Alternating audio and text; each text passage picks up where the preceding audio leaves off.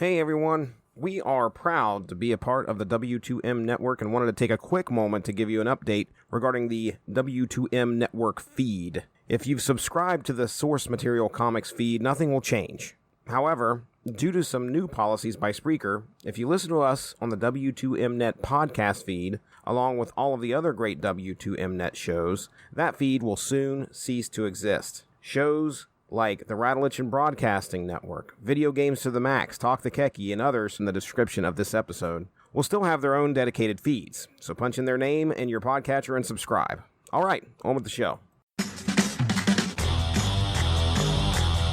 Unspoken Issues. All right, ladies and gentlemen, welcome to another episode of the Unspoken Issues podcast. We're getting back together. We're celebrating. It's right now. It's about Christmas time for us. I know you guys probably be listening to this a little bit in the future, but right now, when I think Christmas, I think pizza. No, I don't. But we're going to be talking about pizza.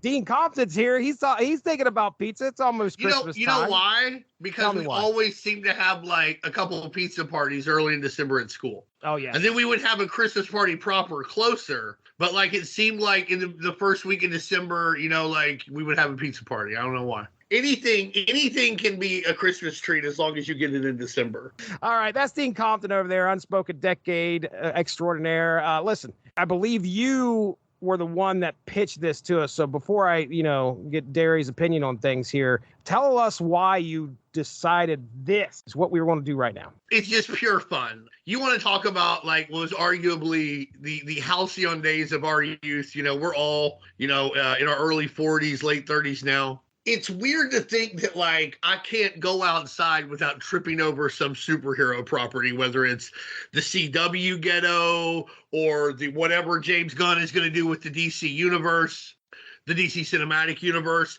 Marvel has everything, just like everything. And so this is a time when I think most of us were a year, maybe two into starting to collect comics, getting really big into superheroes. And I don't think anything could have been bigger than the X-Men cartoon at that time. And if you were like me, you had them bookets growing up, you read the fucking books, you got the fucking personal pan pizza. And now they were going to combine the X-Men, which was already like the biggest thing that could possibly happen in my life at this time, with pizza, which is something that, like, I'd always loved. I loved getting that personal pan pizza. I loved Book It, you know what I mean? And now we're going to have tapes, and there's going to be cups, and there's going to be giveaway comics, and there's going to be, the box that has the X-Men on it. It was like it was aimed directly at us. I think also when it comes to 90s stuff, we talk a lot about stuff that can be a little serious, and we can get very serious on here. Today, it's going to be like 90% fun. We're gonna poke some fun here, but we're going to keep in mind this was all aimed at getting people, particularly younger people, to bridge the gap from the X-Men cartoon and from their Pizza Hut, their local Pizza Hut, to reading comic books, to reading the X-Men comics, which is another thing they don't really do anymore. Like if you get some kind of giveaway, it's more geared to get you to watch another movie or buy a Marvel Legends.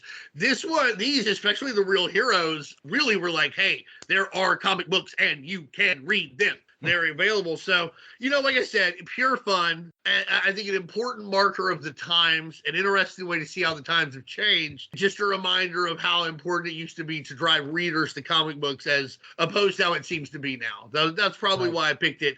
And also, Snick Wolverine, baby. I love fucking Wolverine. He's in this a lot. And now you can get a Marvel Comics X-Men video, a mini comic book, and trading card for $4.99 with any pizza purchase. There are 2 X-Men video packs to collect, and you can get your claws on both of them exclusively at Pizza Hut. Strange and powerful forces are attracting people to Pizza Hut. It's the Marvel Comics X-Men video with a mini comic book, pull-out poster, and trading card, all for only $4.99 with any pizza purchase.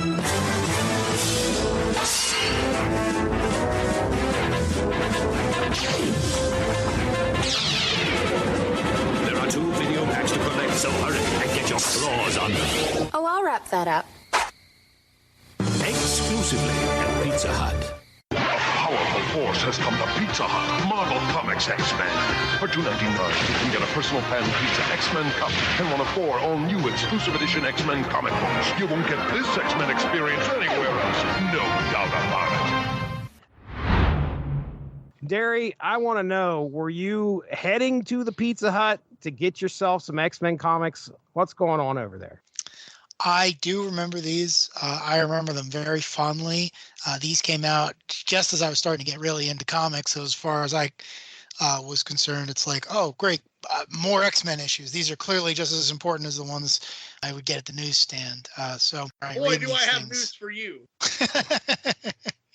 Reading these things took me back. They don't make them like this anymore. The thing I really appreciated now that I absolutely would not have been able to know at the time is how deep in the canon these are. Like they're not self-contained stories. Like I'm sure I read these when they came out and I had no idea what was going on. And I was like, oh, eventually I'll figure it out. Now I read it and I know who all the characters are. And it's like, oh, you had to have read a lot of comics beforehand to follow the story that's being laid out here, which is weird because you'd think, done in one with characters you're going to see in the adaptation. But I had a blast. I was also a huge fan of the X-Men cartoon, and that came out not too long after I started getting the comics themselves. So it kind of all, my fandom all began at the same time. And these were a delight. I don't know that I could ever give them to someone because they're not very good, but I liked having them. I'm happy they're still in my collection. And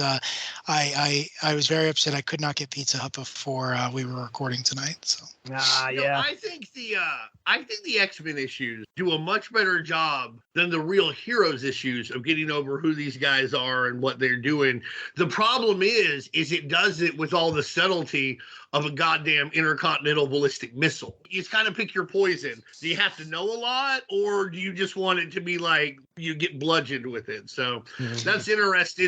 I think it was interesting, that's an interesting dichotomy between them. Probably because the Real Heroes had a bunch of different writers. Well, all right, let's get into it here. We've got quite a few comics to talk about, but the good thing is I've did a synopsis on all 4 issues. Not like I had to, really truncate a whole lot here. These are small issues. I mean, Dean, do us a favor and kind of explain to the people. I mean, these weren't full-size comics these people were getting, right? No, I mean, and I think it's important. They're giveaways. These are promo comics. That means it honestly means you got a really good job on all of them from all the art. I think the best part about the first 4 of the covers, Marvel artists got paid a lot more to do these comics because there'd be no royalties. So your page rate was something like triple or quadruple what it was. I can't say for sure. If somebody knows, please, fill that in. So yeah, they're giveaway comics. They're not full size. And again, they're designed to get you more interested in the X-Men. So they're going to give you, whether you're going to watch the cartoon, whether you're going to pick up the comic books, or even just buy the action figures, get a Wolverine watch, a Storm onesie, whatever the fuck it is, here are the fucking X-Men, and you got to be into it. I think these are like around half, maybe a little more than half size, and they all wrap up pretty neatly, and they have an overarching theme, but you'll also notice you could read any of them and get a fairly complete story to an extent. I actually had all of these. I didn't go get the pizza, but I bought them later out of quarter bins. But I did get the first one. I think it's the Rogue Gambit one. I got that one at the pizza place. Watch out. Batesville, Arkansas Pizza Hut forever. That Street Fighter 2 game. I played it. Oh, nice. I lived that dream. We kind of talked about this last week, like, getting prepared for this. What was the arcade game at your local Pizza Hut? Right. And I remember, of course, there was the Pac-Man Galaga. There's probably Miss Pac-Man Galaga there or something like that. The coffee table one where you could sit down and play it. And then there was, for some reason, I remember Darkstalkers. I don't know if you remember that game at all. It was a fighting game. Supernatural type of deal. The winged ladies on it. You got it. Yeah. Yep. You got it. She's in the Marvel versus Capcom games. That's right. Yeah, that's her. Going to Pizza Hut was a big deal, kind of, in our family. It's a sit-down pizza restaurant. Oh my goodness, that's they are bringing this to our table. This ain't Domino's. I mean, we're going there and we're actually sitting down and eating like a goddamn family for once. That gets old pretty quick. I'm pretty certain that I've got the VHS tape volume 2 of the Creator's Choice when I was at my dad's staying that weekend. So we went down to Pizza Hut, and I don't know how in the world I ended up with it. I must have spent, you had to spend a little bit of money to get it, right? That wasn't like for the VHS tape. I'm sure you had to, because back then that they weren't just going to give those VHS tapes away. If I recall, you had to buy the VHS, but I think it was like $9.99 with the purchase of a pizza. Okay, I somehow got a hold of it. Well, anyway, so that I still have that to this day. And yeah, you're right. The comic book that came with it, I mean, legitimately is probably about 3/4 the size of a comic, if that. Maybe closer to 66%. Still own it to this day. I remember it being a thing. These other ones I don't recall for some reason. The ones that came out in 94. But again, like I said, we didn't go to Pizza Hut a whole lot. So, well, there was an entire advertising campaign around both the ones with the tapes and when they had the personal pan pizza boxes. I don't recall any advertising campaign to get you excited that because Namor and Daredevil were going to be in these comic books. I just don't. Now, it's possible you would have seen this on like the Marvel Action Hour where Namor and Iron Man were actually showing up. Maybe on the Spider-Man cartoon, maybe they pushed it there, but I didn't get to watch that or any of that day and out. We didn't have a station that carried the Action Hour, and I didn't get Fox, and we lost cable around the time the Spider-Man cartoon started. X-Men Collector's Edition, 1993. All right, so we got 4 stories here. I'm going to try and break down the names of the stories, creative teams, and then we'll get into the synopsis. I'll turn you boys loose. Here it is. First issue is called Slice of Danger. All 4 of these written by Scott Lobdell. Slice of Danger penciled by Andrew Wildman, lettered by Rick Parker, inked by Stephen Baskerville, and colors by Jim Halston. Then we have Through the Roof, penciled by John Hebert, inked by Bill Anderson, lettered by Rick Parker, colored by Sharon and Beckton. Then we have Perilous Pickups, penciled by Jim Craig, Dan and David Day on inks, Rick Parker on letters, and Bob Sharon on colors. And then we have the final issue, which is called One to Go. Mike Harris on pencils, Harry Candelario on the finished art, Rick Parker on letters, and Mathis and Garahi on colors. These 4 issues, someone has sabotaged Cerebro, the high-tech device used by Professor X to find other mutants in the world. Now he needs his X-Men to gather materials to help repair Cerebro and possibly find out who did it. The team splits into groups. Rogue and Gambit head to the Danger Room to realign Cerebro's circuits and get a holographic template, essential in repairing a Cerebro. The pair get more than what they bargained for when the room unexpectedly begins to simulate the events of Days of Future Past, and deadly sentinels begin to attack. The fight grows more and more intense until finally Rogue saps some of Gambit's power and unleashes a large blast, leveling the giant robots. The Danger Room reverts back to normal, and the two felt they have succeeded, but wonder who had the ability to sabotage Cerebro and the Danger Room. Wolverine and Jubilee hop in the Blackbird and head to the Savage Land to find some vibranium to re-energize Cerebro's core. Heading home with the payload, there is a small explosion and the plane begins to shake. To make matters worse, they find Sauron and Sabretooth have stowed away on their ship, and a fight ensues. Wolverine accuses them of the explosion, but Sauron denies it. Luckily, as Wolverine fights the duo on the wing of the X-Men's Blackbird, Jubilee's piloting skills are able to shake the villains off the outside of the plane just before it comes in for a rough landing. Getting the material home was a success. However, they are not closer to finding out who it is that has sabotaged Cerebro. Beast and Storm head to Muir Island, meeting up with Moira McTaggart to gather some high-tech equipment. It just so happens Magneto shows up to rescue one of his imprisoned acolytes. Magneto also denies damaging Cerebro, claiming he would have just taken the thing to further his own agenda. With some ingenuity on Beast's part, they are able to get the upper hand, causing Magneto to retreat. Storm and Beast gather the tech that they need and fly back home. Now the team prepares for Jean to lead Cyclops and Bishop into the virtual world of Cerebro, right into Cerebro's core in order to reprogram it. This is very 90s. Inside cyberspace, Bishop and Cyclops must be cautious, as even though the danger seems virtual here, guess what? Their physical bodies can die from what they experience. Shortly, the villain Arcade appears using constructs of Bishop and Cyclops' teammates to attack them. Keen teamwork and some trickery win the day as Bishop unleashes a powerful blast that destroys the virus inhabiting Cerebro. This allows Jean to use her ability to track down the real culprit that wasn't Arcade after all. It turns out that all of these events were a test given to the team by their own mentor, Professor Xavier. Now that they have all passed, it's time for some pizza. What an asshole. Professor X is an asshole. Like they almost die like a couple times. Like it's all just a big test. He sends them across the goddamn planet. Right, dude. Like go to the Antarctica to test. Land. But that did lead to the best part of this comic or any comic, which is when we got to see Zabu, Saber-Tooth Tiger, what a cute kitty, and then we get to see them all snuggling up, getting some scritchings from Jubilee. It's the best part of any of these comic books, I swear to God. These comics do what they're supposed to do. They, in every issue you get over. First off, like I said earlier, like the covers are amazing. Like they're these large fold-out covers to where, like, you get a lot of action. They pair everybody up, Gardner Fox, 60s Silver Age Justice League style, so that you can get more focus in every issue on a couple of individuals. You have to accept something's happening. Like how did Wolverine not smell Sabretooth, his arch enemy, on this plane? Like how would that not work? And it's funny because I think they even talk about how he uses his sense of smell at one point while he's in the plane, and like they were really on the nose on that, but it wasn't in the nose of Wolverine. Right. It's interesting that they decided to throw the Savage Land into this. That's maybe because it was going to be on the cartoon. It was going to be prominently featured in season 2. I love the Savage Land, don't get me wrong, but it was cool to see that. But some of these things also were like, what was Rogues and Gambit's job exactly? To like go to the danger room and get a thing? Go across the house and bring me back a snack. That's what it could have been. Right. I was going to say, remember Resident Evil when we were talking about the guy that went on the fetch quest to get all the shit for the bomb? Yeah, I mean, that's what it reminded me of here. Like, hey, right. we got to get this piece, and we got to get this piece, and we got to get this piece, and like, pizza. The pizza. Oh, look out. I think that my favorite issue though was definitely the Storm Beast one. It was cool to see all the Muriel stuff.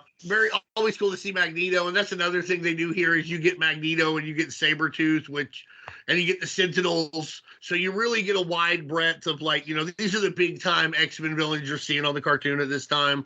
So that's pretty good.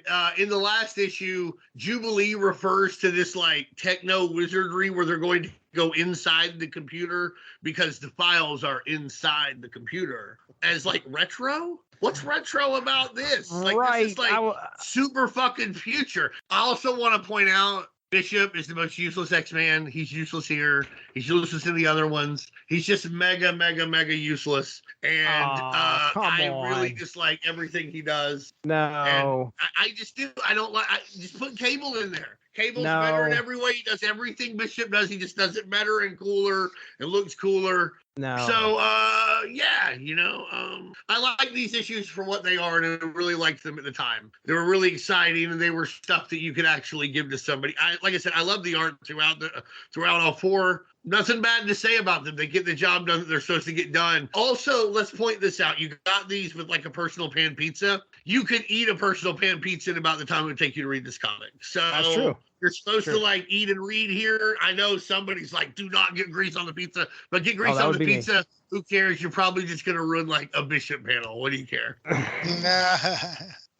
I'm a fan of Bishop. I mean, I'm sure I'm a little biased. Why? I'm it's time travel by, and I understand what fucking Cable, but I like Bishop. I like him showing up, and I think he does plenty in these issues. I mean, he's the guy that helps get them out of cyberspace and takes care of the virus. So he actually won the day here. There was no winning the day. There was the bad guy was their boss. True. I had no winning the day. This is all just a weird fucking jerk off by Professor X to like put people through motions because he's a weird gaslighting son of a fucking bitch. I would have loved to have seen him fire one of them at the end of this. And you fucking failed. The rest of these guys are all right. Bishop, you're going back to your terrible future. Since Rachel Summers back to the days of the future. Yeah. Only room for one time traveler on this team. I did like what you said, though. This is a great way of peppering like all of the X-Men staples out there. All of these things that are so common in the comic books. Cerebro, Muriel, clearly the characters and their powers. You got to get everybody in here and the villains as well. It's a great way to showcase your rogues gallery. that's what I appreciated. And I think this, to me, is the one that felt like the most comic book series out there. Even though the plot seemed pretty thin when we reached the end of it, this was, to me, a comic book story. It didn't feel like it had any kind of agenda behind it. And that's why I appreciated these probably the most about what we're getting from the rest of these comics. Like I said, these are comics you're supposed to read while you eat a personal pan pizza that has the X-Men on the top, and you have a fucking Mountain Dew or Pepsi, whatever PepsiCo product you want, because that's what Pizza Hut does. Yum Brands. Yum Brands. Spin off of PepsiCo. So That's like right. they still have that agreement going. So you're gonna fucking like get your Pepsi product, maybe a Sierra Mist. I don't fucking know. Ooh, I don't know. I hope not, because that's gross. That's Scott Lobdell gross. I was just gonna say I like Sierra Mist. Of course you do. I don't like Mountain Dew. I don't really like Pepsi or Coke or any of that. I'll drink a Sierra Mist if it's in front of me. Oh. If it's in front of me. If a Sierra Mist was to just materialize, like Dr. Strange sees the Sierra Mist. I was just saying, if you're at a restaurant that only serves those, and it's like, all right, you got to press the button for one of these, I'll take a Sierra Mist. Put it in the cup. Put it in the big, thick red cup. I'll take it. But Give me a Jesse, straw. back to your point, yeah, great comics to read while you enjoy your X-Men paraphernalia. First off, I'd like to say that I'm with Jesse. I like Bishop, and I would go so far as to say that I actually think he does time travel stories better than Cable, because my God, you're just like, you are on the fucking like wrong way escalator. You just kind of go up and you're just going down. You keep going up, you keep going down. I'm just saying, Cable, Oh, Cable. You know, we talked about this when we did the Cable miniseries, but you ask a dozen people what Cable's defining characteristic is, you're going to get a dozen different answers. The time travel part is the least interesting aspect to him. Bishop, I like a little bit more because Bishop is just far enough in the future where he's like, no, literally one day giant robots are going to murder everyone and build the death camp where Brooklyn used to be. Like, this is the thing we got to fix right now. So you kind of get his urgency. Now, granted, he's got more potential than actual story. Like, I can't point to a great Bishop story and say, well, that's where that wraps up or anything like that. But I do like the idea of someone who has to be a cop and basically. I don't.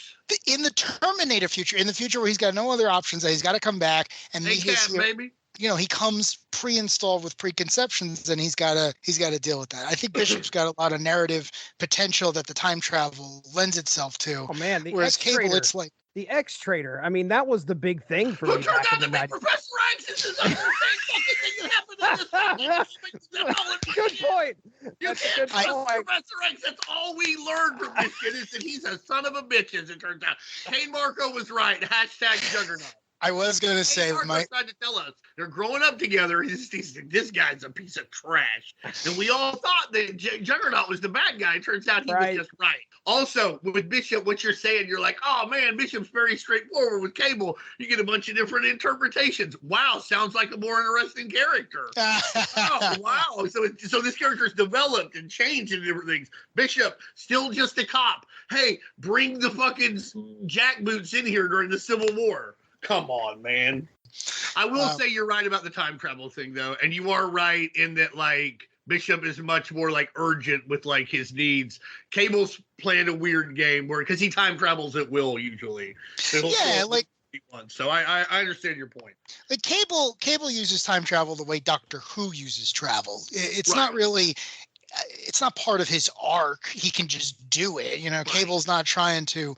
He'd like to prevent his future, but his future's like 2,000 years from now. Well, Bishop would like to prevent his future. Cable, he could prevent it, but most importantly, he has to win. As long as he defeats Apocalypse at some point, it's fine. Right. Bishop is like, I don't want my thing to happen whatsoever. Like even and neither of them are probably wrong, you know. So yeah, it's just a matter of perspective. Except and then, Bishop is his stuff. No, but I do like the idea that Bishop, as a representative of like, you know, he had to make a lot of compromises in the future to even get to the point where he had a chance of fixing things. And then when he really meets the X-Men, when he gets to meet these legends, it's like not only are they real people, they're mostly flaws by volume because they're outlaw heroes, they're teenagers, they're basically child soldiers. And I think that's kind of the inverse of what we were talking about of like Jubilee or Shadowcat or movie Rogue, who's young, who want to go back to their normal lives, who haven't yet assess that their normal lives don't exist. In Jubilee's case, maybe that's for the best. But with Bishop, it's like, no, my life was a hole. I never want to go back to it. And if I could get the heroes to know this crucial piece of information, I can prevent anyone from having go through that. And it's like, yeah, but the heroes are kind of screwed up, and there's a reason that Sentinels murdered your family. So, but with Cable, it's kind of like, it's something you did. Yeah, exactly. So, but Cable is the better character. Cable's got better storylines. He's got things fleshed out, everything else. Bishop, again, I don't really have anything to point to, Looks cooler, has cooler guns. I think, honestly, I will say this about Bishop, though, and I don't want to say, I think it's important that there was, like, a young black guy in the X-Men at that time. I really think, I think the X-Men has always had, like, really good diversity, but, like, before Bishop, like, who's the black man X-Men? You have Storm, which is important, I think she's arguably the most important African-American black female superhero of all time, but, like, I think it was important for young black men at that time to be able to look at the X-Men and be like, okay, there's somebody who looks like me, and I think that was very important, too, so I don't want to take that away. Lucas Bishop is one of the many X-Men that there's a lot of potential there. I don't know if he ever got it, but I think there was a possibility. I would read a Punisher Bishop team up. Oh, that's interesting. Yeah. If you honestly, I think I would like Bishop more the more he gets away from the X-Men. Like I've never read his miniseries, but I heard from somebody that if I didn't like Bishop of the X-Men, I would like that miniseries. So I'm interested to try that at some point. I don't know if this is the miniseries you're talking about, but after House of M, he becomes a detective in Mutant Town back when, or that might have been, it was around the time of House of M. Anyway, he's basically a mutant cop. Is basically the idea of, like, if there's a crime in the mutant community, you come to me and I'm a detective and I'm going to solve it.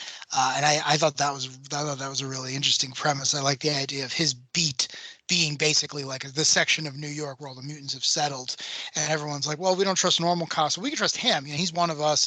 He was an X-Men. He probably punched Forge at some point. Like, you could trust a guy who does all those things. So never quite gets there. Again, I always go back to, if you sided against Captain America in the Civil War, some wrong with you. Something wrong with you. Bishop did that. So I can't forgive him for it. No.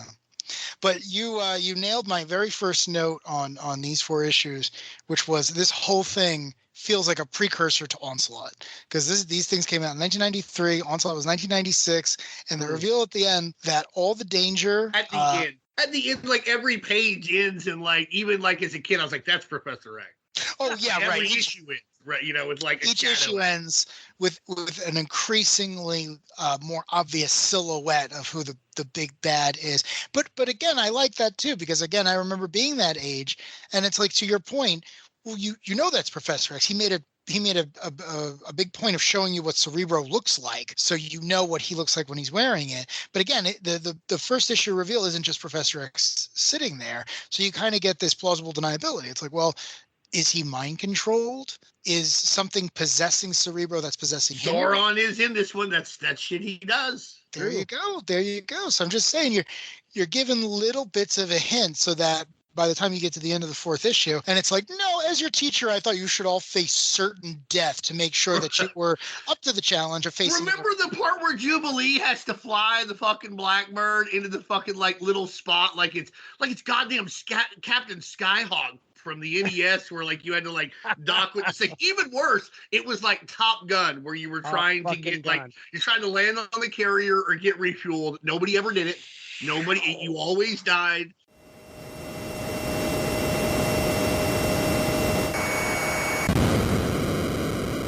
And, like, she had to do this. Like, Professor X almost, like, killed her. Like, Wolverine was going to live through anything.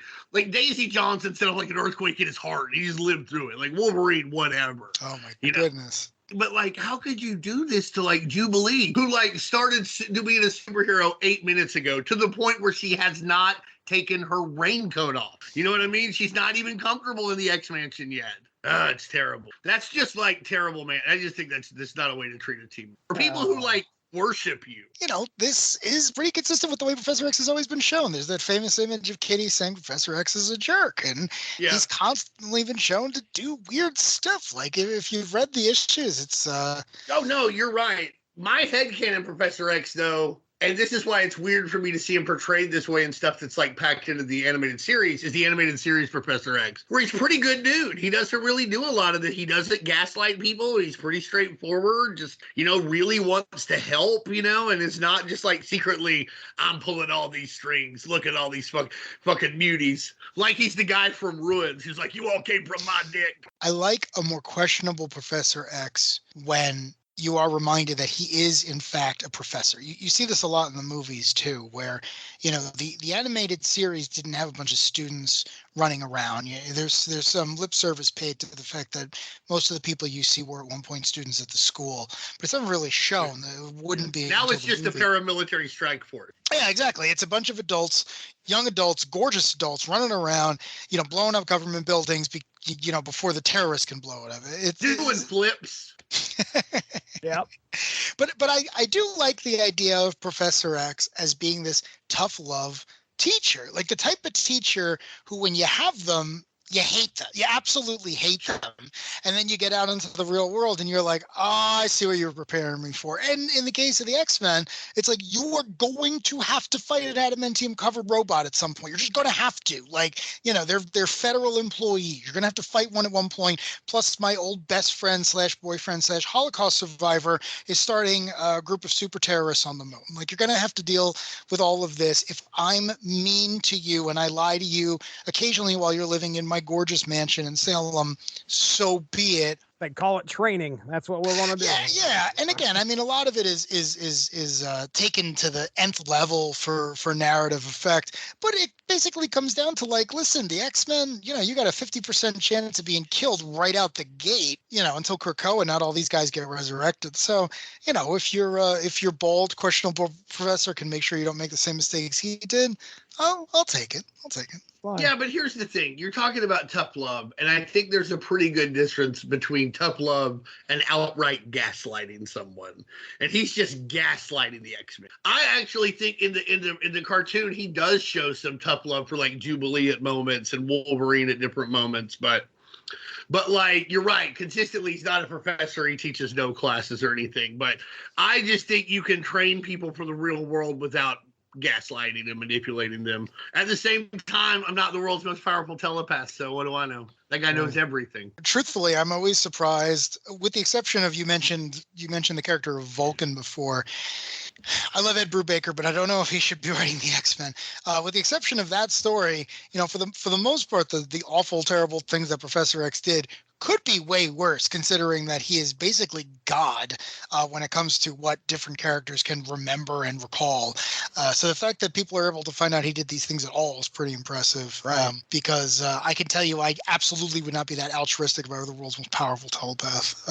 But try to be. I would try to be too. It would last 5 minutes. It would. I mean, it just, it would last 5 minutes, right? You'd realize you could make someone think whatever you wanted or anything. I mean, we don't have that type of self-control. Have I don't know your how he answer has that just type like of that. Like, if I could actually figure out what she wanted for dinner. And you're not the anarchist of the group, so good to know that you were there. I would honestly be more like the Purple Man at the start of, like, Emperor Doom. Oh my God. But not like the terrible stuff, but I would just want to be set up and be alone. Okay. I just, I was just like, okay, great. I can do whatever I do. Well, mostly what I want to do is not have to deal with anybody I don't want to. So I'm just going to go up here somewhere in Canada and just be fucking left alone. I have no interest in, like, trying to run anything or anything like that. The other thing I loved is the first issue has art by Andrew Wildman, who did some of the art on the Transformers comics that we talked about the first episode I was ever on. So that was a great throwback. I love Wildman. I feel like here he seems to be channeling, I don't know, one of the Kuberts or Jim Lee. Dean mentioned this earlier, but the art, especially on that first issue and the covers, is really good. It feels like what was on the stands at the time. And that's saying something, because I feel like, the fact that this was being given away, they didn't necessarily have to do it, but whether it's because of the page rates that Dean mentioned or whatever, I really dug it. It's grabby in a good way. Yeah. Well, like I said, this is obviously, if you didn't read the X-Men, this is going to grab you. At least you're going to read this comic. You may not read another one, but you're going to skim this bad boy. Well, since the comic where Gambit was getting he cannot hold himself back from making some kind of comment about Rogue. Like, it's just not in his nature to do that at all. To be fair, that's all he did in the cartoon and comic book at this time as well. Have we talked about this? I hate Gambit. I think he's the worst character. I love Maggot. I love Ecstasy. Right, and I love Marrow. I hate Gambit. Yeah. Do you like Forget Me Not? No, I don't. And the reason I don't like Forget Me Not is he's one of these characters where it was like, oh, you have an ingenious way of doing, what was it, like an 8-page story, and the character's never brought up again. And I know that's consistent with the way he's portrayed, but you always see people bring him up online, and it's like, Forget Me Not's a great character. Forget Me Not's a great character. It's like, no, great character is one you can use every month, people, every month. I never found anything other than the X-Trader storyline where interesting that he was involved in. I think I even own the Gambit miniseries, and I can't even remember what happens in it. Like, yeah, it's a lot of it's not his fault, right? I mean, listen, Gambit's created by Chris Claremont, or co-created by Chris Claremont, right at the end of his Legendary run. He doesn't get the time to do what he does with all the other characters, which is tease the backstory and build it up and do everything else. The character, it comes in, and then by the time we get up to speed, you know, Claremont's in the middle of fighting with his artists, and then he leaves altogether. So some of it's not his fault. Gambit gets thrown into the television series before, I think before he even has a real name. He becomes very popular because he's got a cool coat, and he's got a stick, and he's got an accent. He's got lavender eyes. Playing cards? Yeah, he throws playing. Who could be cooler in 1992 than a guy who throws playing cards that explode? Right. Man. And then the other thing I'll say about him, which has nothing to do with all this nonsense, is when Grant Morrison came on, one of the first things that was created was the character of Phantom X, which is basically any story you can tell with Gambit, you can tell with Phantom X, except Phantom X is an exponentially better character with a better backstory. So, but isn't he just like a ripoff of that French character? He actually not even a ripoff. He's literally a public domain French character that had the letter X thrown at the end, which, again, the fact that he's so much better than Gambit is even a further slap in the face of Monsieur Lebeau. Anyway, well, I love Gambit. I think Gambit is fucking terrific. But I will admit that, like, what I really like, again, about Gambit, I think, part of it is all the stuff you said. Like, that look is just fucking great. And he's one of the only guys outside of, like, the Kirby New Gods who can pull off that fucking, like, I have a thing around, like, my head and my sideburns, but then my hair comes out of it. It's definitely more like the cartoon and my idea of Gambit than it necessarily is any, like, great Gambit story. Like, I don't know any great Gambit stories off the top of my head. I think he's cool when he shows up and, looks cool. I love Donatello, and so I could twirl a staff. So if I pretend to be the X-Man, I could, like, twirl one because I've learned that from the Ninja Turtles. So that was a good skill to carry over. Mostly, yeah, Gambit's just cool in, like, my headcanon, I mean, I like him. I will say in the cartoon Wolverine and the X-Men, he's really awesome. Okay. But he's not really on the X-Men. Like, he tries to steal, like, a dampening color from them. And this lady is like, she's trying to hire somebody to steal it. There's all these thieves. They're like, no way. I'm not breaking into the X-Mansion. And all of a sudden, you just hear, like, I'll steal it for you, Cher. And they all just, like, part. And Gambit's, like, laying on a couch, like, throwing cards up and down, That's Gambit. That's just cool. And that's all there is to it, But I do admit that much like Ghost Riders, a lot of it is in that early punch. Like, then you kind of move on. And I don't know what the classic Gambit story I would recommend. So, well, Jesse mentioned it earlier, but the big reveal of his origin, which I don't think had anything to do with Chris Claremont, that he actually put together the Marauders. He put together the Marauders. Yeah. That's right. Yeah. That's right. Who were responsible for the Mutant Massacre. Not a great move. Well, no, but I actually think that's really interesting. I like the idea that someone looked at the lack of backstory, the mysterious connections that the character appears to have, and said, okay, what's the most messed up thing that this guy could have been responsible for that acting as a superhero on the X-Men is him trying to make up for? And the reveal that he, got together a bunch of guys. He made the Massacre happen.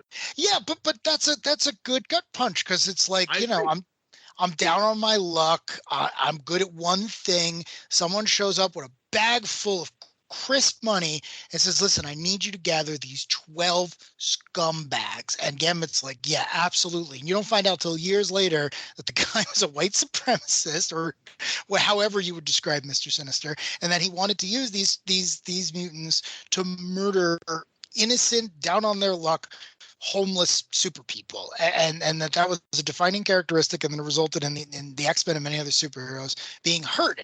And Gambit's like, well, I didn't hurt anyone, but I'm definitely not going to brag about this. And then when they find out later on, it's kind of like, oh, you're bad. And then they leave him in Antarctica to die. So I always like that, because I like the idea that, he was sitting in the back of the room going, as long as no one finds out I did that thing, and I can save enough people, and I could try to, it's the Wolverine thing, right? Like Wolverine went out and he's murdered hundreds of people, but most we would say either A, had it coming because they were bad people who were beating up other people, or he wasn't in his right mind. He was being used as a weapon by people who should know better. And it's kind of the same thing. Like Gambit wasn't sitting there going, oh yeah, you're gonna kill Blowhard and Mask and Artie and Leech. It's like, he was paid for a job. Can't wait for you guys to crucify Angel. Yeah, exactly. It's just and also, like, that's like Shadowcat winds up stuck in her face, so that leads to Fantastic Four versus the X-Men. And like, I think Colossus is like really, really hurt during that time too. But he murks that guy. I forget who it might be. Harpoon. I can't remember. But like, man, he murks that guy. It costs him a lot though. Good stories. Yeah, I mean, Scott Lobdell, nowhere in sight. No, those early Claremont crossovers. Listen, all your books are the top-selling books. You got to make an event out of it. Walt Simonson wants to join on since you're working with his wife. Like, make this happen. Claremont made them matter. Those early crossovers, those didn't just happen and they were forgot about it. Like, he wove them back into the story. So he, victim of his own success, because when he wasn't doing it anymore, they were just like, all right, Onslaught, Infinity Crusade, Atlantis attacks. It's we gotta have them, but no one else knew what he was able to do. So anyway, I'm flipping through the issues as we talk. The other character that I have no love for is Kazar. I don't know if you guys particularly like him, but every time he shows up, I'm just like, wrong way escalator. Like I don't know if we can be friends after this show. Like Cable. Oh, every time Scott Lobdell, you hate Gambit. Now you don't like Kazar. I'll be honest though, I don't love Kazar, but I love Kazar in the spots where there should be Kazar. And if you're going to the Savage Land, he should be there. I'm much less interested when they're like, here's Kazar trying to be a businessman in New York City. You leave that shit to XO Man of War, buddy. Get back to the Savage. I don't know. Whenever he shows up and he stands around with his little loincloth, and I'm just like, yeah, okay, I guess. I don't know. I guess this is cool. Like, part of me too is like, oh wait, you're a British nobleman and you got dropped in this place, and all the human or humanoid races who live in the south of the planet are now looking to you for, I don't know, leadership or spiritual guidance or some nonsense. But I love the character of Sauron. I remember when the Lord of the Rings movies came out, and I was like, hey, he's got the same name as this dinosaur character from the X-Men.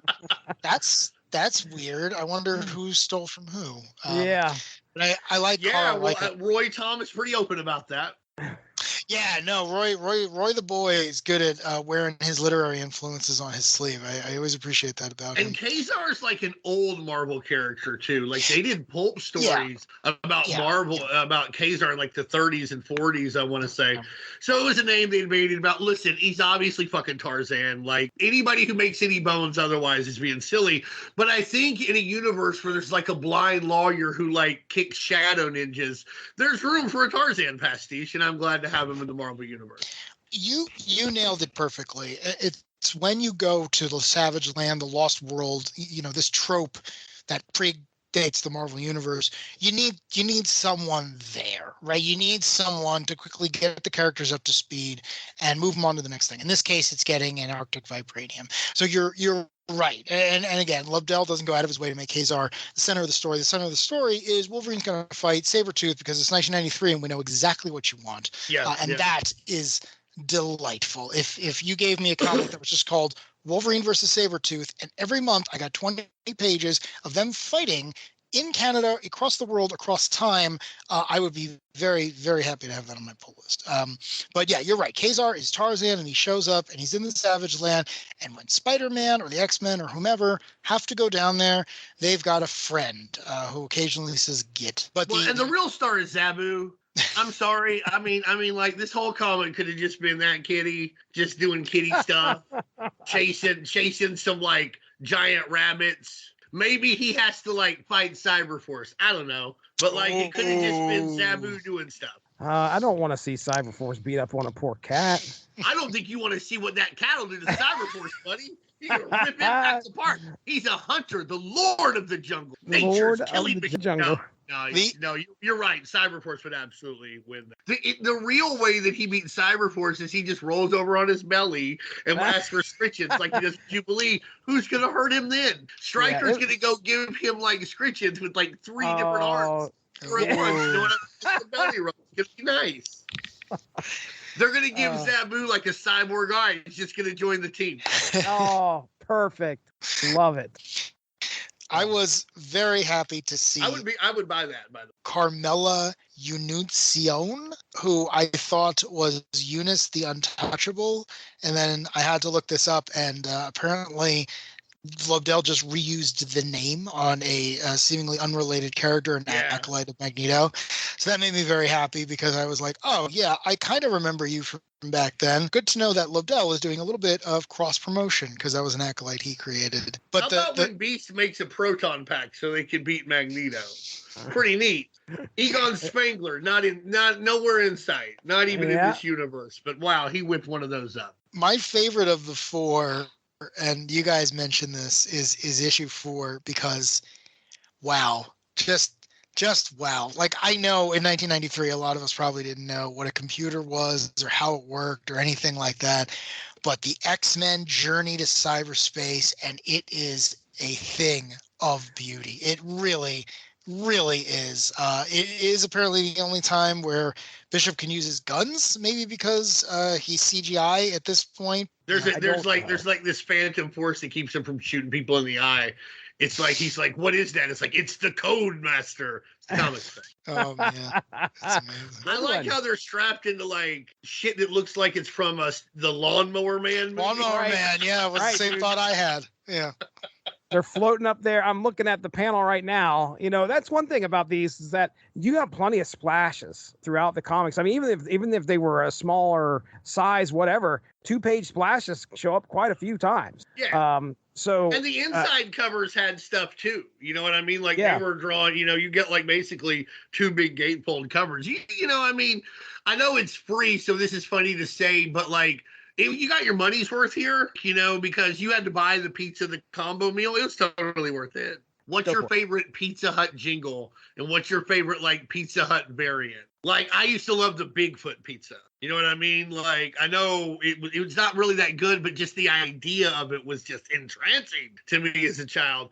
Recently, an object was sighted. It was big. Bigger than big. Huge, large, astronomically big. Big would be an understatement. Hey, that kid was huge. Long guy. Big, huge. When it arrives, you better not be alone.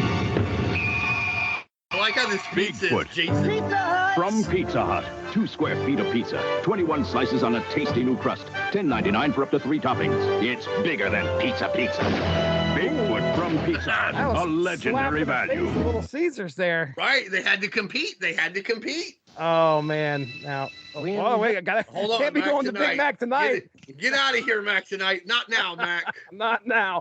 I could go on for hours about how many times I watched that commercial. Oh, there you go. Let me go ahead and stop sharing my screen. So, the Bigfoot pizza. I was obsessed with it. I thought this was the best deal you could ever have. Look at all that pizza. There was a middle slice, and I used to really like thin pizza, and so like that would be like a thin. So I was like, oh yeah, let me get that. So anyhow, I think we only got it twice because there weren't coupons for it. That was an incredible determining factor about what pizza we would get. We went to the pizza place. And I learned when I moved out to college, and I was ordering pizza on my own. Yeah, you got to have a coupon back in the day because you'd be like, oh, two large toppings, $14.99. You would get like 1 large topping, 1 large pizza, 1 topping, like $93 or what the fuck ever. You're like, what the hell? What the fuck is going on here? Anyhow. Oh man, it's great. Good times, great and oldie. Yeah. And my favorite Pizza Hut jingle was like, Pizza Hut, making it great. Making it hot, making it right, making Making it easy, pleasing tonight. Making it move, get in the groove. Sizzle and drizzle and wail and sail. Making it happen, making your day. Pizza Hut, making it great. Making it early, making it late. Pizza Hut, making it great. Making it slow, making it glow, making it thick, thin, making it to win, make it chewy, make it gluey, make it fast, make it last, making it bubble, making it big.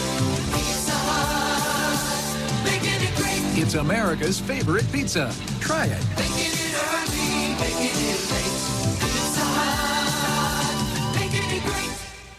That's my favorite. That is yeah, I'd have to watch the commercials to see what the jingles were. I remember that. I think they were the first pizza place that I knew that had like a meat lovers pizza. What would you say if there was a new, even meatier Pizza Hut Meat Lovers pizza? Feed me.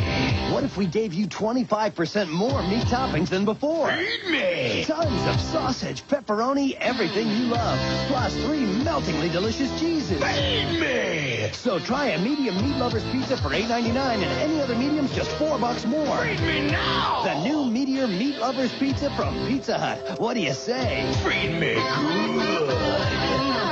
The Heartburn Express. Bring that shit on, man.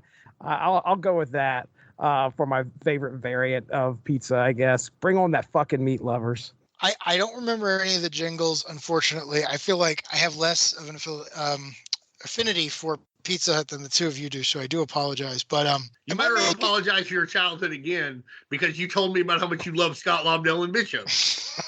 Am I making this up, or was there a dessert pizza? Like the chocolate chip cookie one? Something like that. Yeah. I remember being physically at a Pizza Hut. We didn't go to Pizza Hut very often, but I went there for a birthday. It might have even been my birthday. I don't remember. But I remember there being a dessert pizza and just being like, that's a brilliant idea. I still feel like eating, but I also want something sweet. That's brilliant. So what will they think of next? Yeah. Man on the moon, now dessert pizza. We're doing it all, folks. My Pizza Hut was very strange because it was in the same shopping center as like 2 really good pizzerias. So it was kind of like, well, if you're going there, I don't know. These other 2 places are fine. So anything left unsaid here on our Pizza Hut Collector's Edition X-Men comics? All I'll say is I don't know how anyone could ever get their hands on these, but if you ever happen to be going through a box and you come across these and you're like, are these worth it? They are. They're written by the guy who was writing the X-Men at the time. The art is not bad, especially on issue 1. The covers are great. They're quick reads. And like I said, you get an X-Men story. And as far as I can tell, there's nothing in these places to say it's not canon if you're the type of person who worries about that. So grab them, especially as far as tie-in books go. I'm happy to keep them in my collection, even if you didn't pick them up back in the day. But I like them. I really enjoyed reading these. I don't know if I've ever seen any of these out in the wild.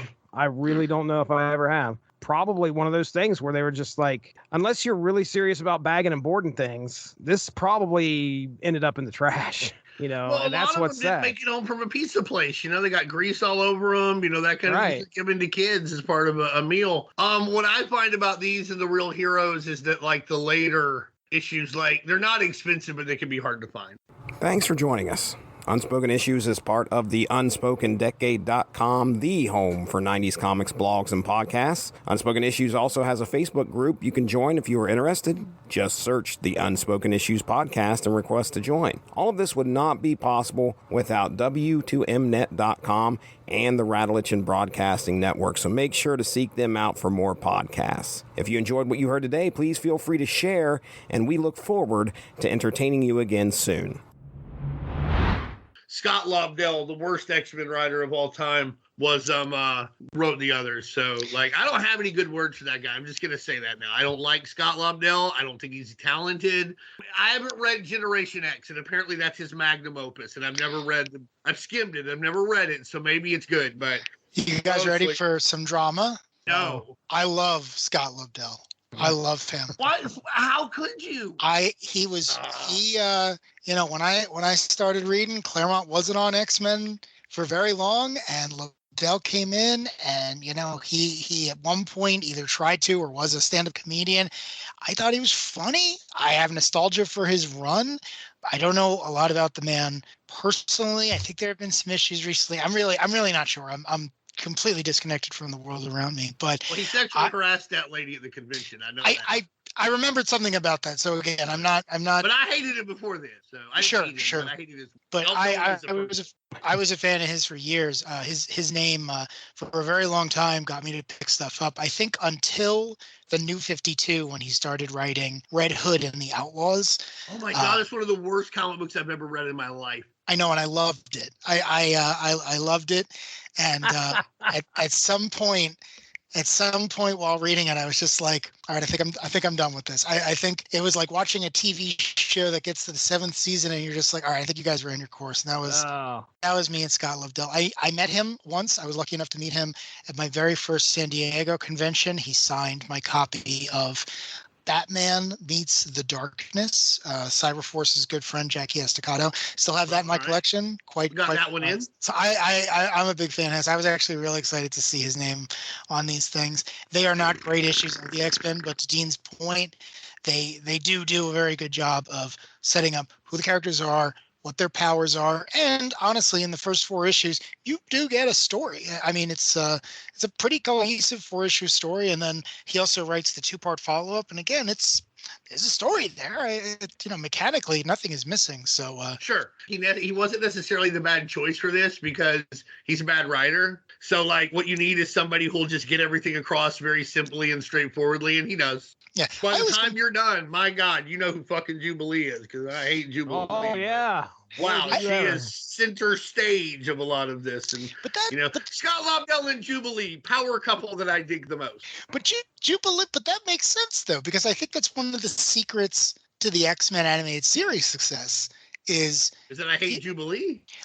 I'm not the world's biggest Jubilee fan either, but think about it. You get to see. Kids are going to be fans. Well, yeah, right. And we were kids, me even more than you guys. And it was like, oh, okay, this kid is going through this thing that she can't explain, and then she is going to go into the superhero world. Listen, it's a tried and true format, right? I mean, how many of Chris Claremont's stories are from the perspective of Kitty Pryde? Like this is 101. Like, you want to tell a really good X-Men story, have a teenager who's going through this nonsense show up at the X Mansion, and then chaos ensues. So I think a young lady, and she's got to be pals with Wolverine. Listen, man, I watched X-Men, the first X-Men movie in theaters opening day, and when I saw Rogue very quietly become Wolverine's surrogate daughter in that movie, I was like, I wasn't expecting it, but it checks out. Here we are. Well, we'll get into our. You like Scott Lobdell. Look, man, I don't know who said it, but the golden age of science fiction is 12, right? Yeah. The stuff you get into when you're a kid, it makes an impression. I thought he was funny, man. I followed him on Alpha. I thought he sucked in. I was the same age. I thought he fucking sucked in. I think he fucking sucks now. He's like the inverse of Bret Hart. He's the worst there is, the worst there was, and the worst there ever will be. Bret Hart is my favorite wrestler, so I appreciate that. And again, I don't have any, as the kids would say, hot takes on why I like Scott Lobdell. I also, you give me enough time, I'll defend the Chuck Austin X-Men run. Most of it is I just like arguing with people, but I don't really have a thing to stand on. I just know that when I read his issues, I'm like, yeah, all right, this is time well spent. Darry, you're the one. Wait. I'll take that. I will say I probably dislike Scott Lobdell's work more than it deserves. It's probably better than I get, mechanically and everything that I give it credit for. But like, even then, I liked it when Nicieza would do the X-Men. I really like John Francis more. Moore's great. I really liked X-Force better. And for me, the X-Men, when I'm nostalgic about the X-Men, I'm nostalgic about the cartoon. When I'm nostalgic about the X-Men, I'm nostalgic about the Toy Biz fucking figures that they had everywhere. I still have the Wolverine, the first one, brown and yellow. His mask is a ring. You can put it on your finger if you are 12, not if you are 43. Your fingers will be too fat. So I will say Scott Lobdell, when it comes to big moments, he doesn't fuck them up like Fatal Attractions rules, and he's a part of it. And even his stink couldn't make that stink. But like, you know, I mean, I do like the X-Men big events, but when I try to read it month in, month out, I found it to be drudgery. And I'm not going to lie to you. I find a lot of Chris Claremont stuff to be drudgery as well. Like now when I see Claremont shit, it's like, oh man, you're reading a trade. Here's 800 issues with 12,000 words a page in each issue. It's probably better if you're getting it month to month. But like if you're trying to read like a collection, you're like, God, Jesus Christ. So anyhow, we've gone off track. So Lobdell debate starts now. I'm going to say I'm up 2-0. So I got a lot of opinions when it comes to the X-Men then that aren't popular. One of my favorite X-Men of all time for no reason is Maggot. I know he's terrible. I know he's a terrible character. I have nothing to defend him on. It's just I remember when he was introduced, I remember he made absolutely no sense, but you had Joe Kelly on the book, and I was just like, yeah, all right, cool. I want to see where this guy goes. And of course, nothing happened with him, but he's one I got fond memories of. So I like a lot of the. I like Maggot. Yeah, I like crappy X-Men. I don't know what to tell you. It's not even comfort food. It's something more primal than that. It's like you can just straight up enjoy it. It's like I got friends who really, really like the Teen Titans, and I don't get it at all. But this, garbage 90s X-Men, that's my food. I can talk to you about that nonsense for hours at a time, even though I know ostensibly it's probably not the best. I will say this, when it comes to guys like Maggot, Lobdell did get this right when he started Generation X, where he's like, we made a bunch of mutants where like everybody's got these cool powers, and Jean Grey and Psylocke are supermodels, and Wolverine and Cable and Cyclops are always looking cool, doing cool shit. We need to get back to like, this isn't the best thing, in the society sometimes. Like it's not that easy to be a mutant. And I think Maggot was kind of that way for me. I enjoyed that aspect of him. And also, I feel like we've seen just about every superpower you can. So when somebody comes up with something like, oh, he has these maggots that he shoots out that he like communicates with, and they like do stuff. I'm like, you know what? Like you, I'm like, I want to see where this goes. At least this is an original power. At least we're not gonna bring back fucking Scott and fucking Alex's brother that nobody ever heard of, Vulcan, who's apparently just like, I don't know, space Superman seemingly, whatever. Like he's very just by the numbers. I'm like, hey, you can do something with this now. I will say that I agree with you. When a new X-Men on any of the teams shows up and they look normal and they just have energy powers and they're trying to figure out how to control it, or they're super strong or anything else, I'm like, okay, you could potentially be on the Justice League, but I don't particularly feel bad for you. But like Maggot, or to go back to Generation X, Skin or Mondo or Chamber. Chamber. Oh my God. I mean, Chamber alone, if the guy had never created another character aside from Chamber, I feel like he'd be well remembered. These are characters. And that's why I said, to be fair, I haven't read that stuff closely. That's apparently the best shit he ever did, and it could really pay off. It is, but a large portion of that too you have to give it to the artist. Bocalo nailed it there. Oh, he's unmatched, and they clearly sat together and they were like, we need to create new, like this needs to be our generation, the 90s version of the New Mutants. Like we just need to come up with new characters, and they're not all still around, but yeah, Generation X is a good time, and a big part of that is just these kids are going to go through it. This is a sacrifice, and then on top of it, you're a teenager at a private school, and that book had to take place in Massachusetts, which there's probably no greater hell on earth. So. I had a friend once describe to me that the best parts of Generation X were like, the New Mutants are in Dawson's Creek, but it's a Vertigo book about it. That is a great description of Generation X. Well, okay.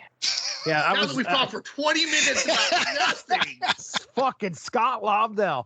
I was just looking at it. He got started in, it looks like writing. I'm looking at Mike's Amazing World here. He started writing What The back in 88. Yeah. And then he went on to Marvel Comics Presents, had a decent little run there. Starting with issue 9, and then it wasn't consecutive or anything. He's writing sparse stories in between there all the way up to issue 47. Yeah, and he'll tell you like himself, he just went to this Marvel every day because he could, and just basically hung out and annoyed people until they were like, hey, we need this tomorrow, will you do it? And then he did it, and from then on he got to do it.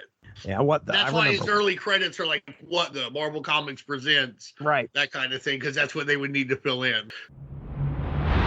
I don't know if you jokingly shared the Jim Hurd thing or if that was an actually legit thing. I didn't look it up. Well, I did look up Jim Hurd, but I was Well, Jim Hurd had nothing to do with this. Okay. Jim Hurd was like, he was a Pizza Hut executive in like the mid 80s, later 80s, because he's like in charge of WCW in like 1990. So he doesn't go back to Pizza Hut afterwards, you know.